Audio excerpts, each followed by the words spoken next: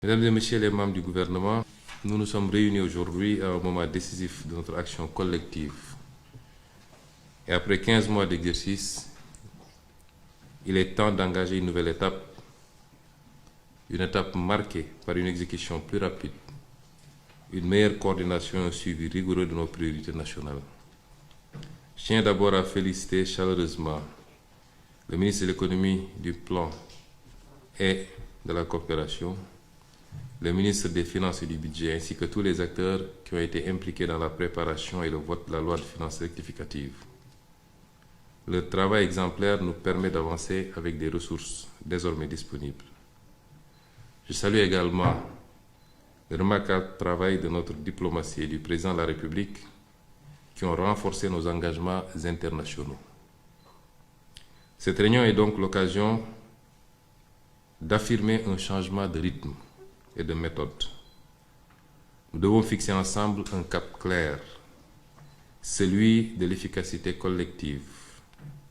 Pour cela, nous allons nous appuyer sur ce qui fonctionne déjà, afin de gagner du temps et d'optimiser notre action.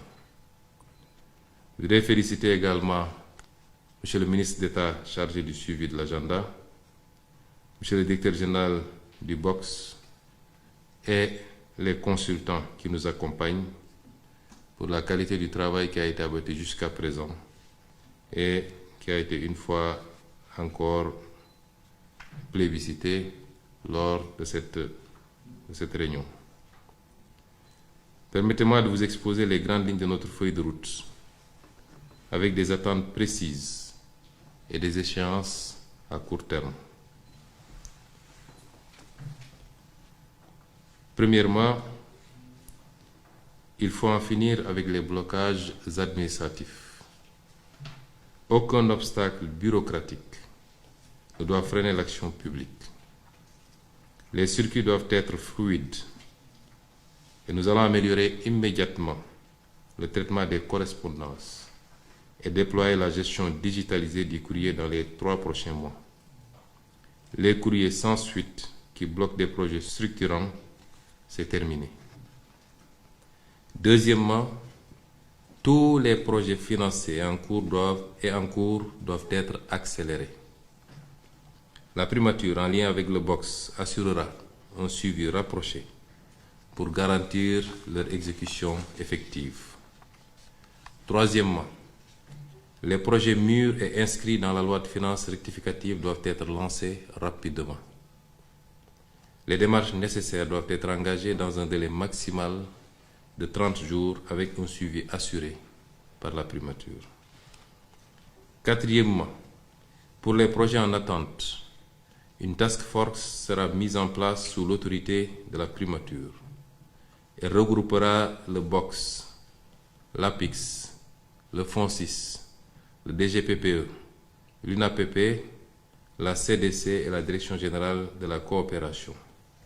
Son objectif sera de finaliser la structuration de ces projets au plus vite.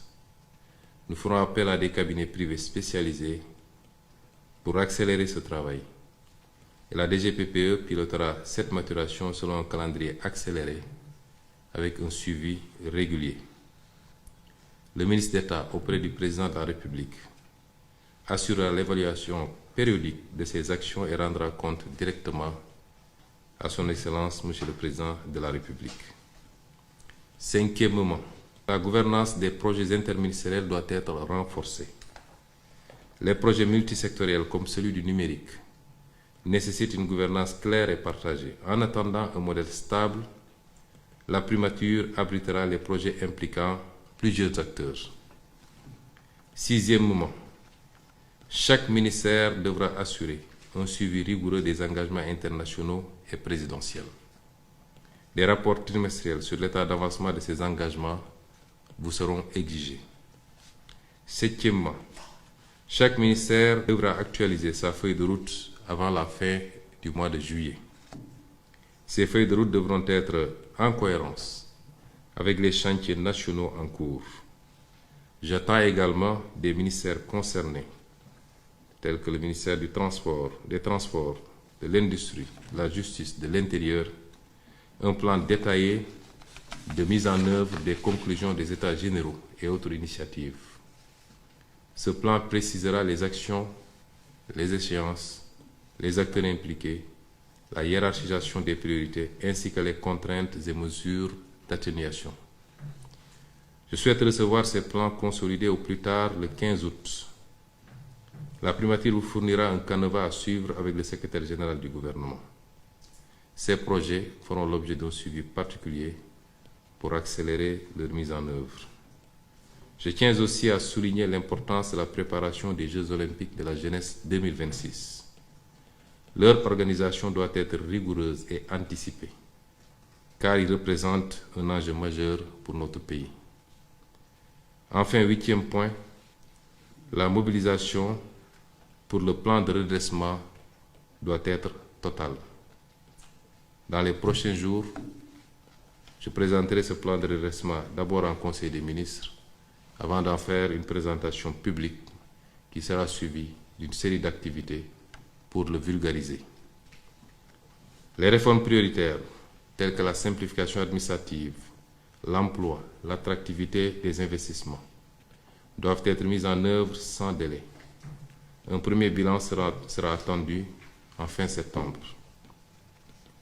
Un programme de communication soutenu sera déployé en août et septembre pour informer pleinement nos populations et toutes les parties prenantes. Pour conclure, je vais être clair. Nous entrons dans une phase où chaque blocage aura un responsable identifié. Chaque projet un échéancier précis et chaque ministre une feuille de route claire, suivie et évaluée. La parole de l'État engage. Il faut la traduire en actes avec méthode, exigence et efficacité. Je compte sur vous tous pour relever ces défis collectifs.